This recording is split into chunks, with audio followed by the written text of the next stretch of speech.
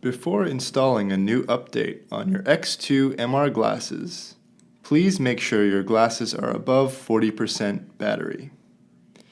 We recommend having your glasses plugged into a charger for the duration of the new update to ensure they do not run out of battery in the middle of an installment.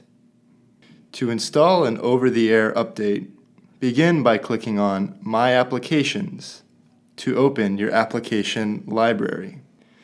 Then, locate and open the ThirdEye OTA Updater application.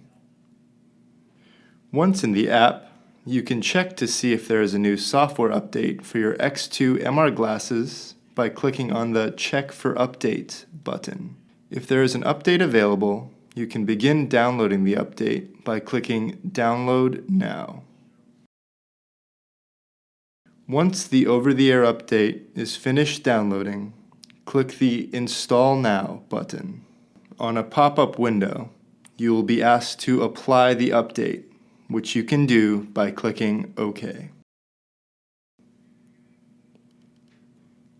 After the update is applied, the final step of the process will be rebooting your glasses, which can be completed by selecting Restart Now.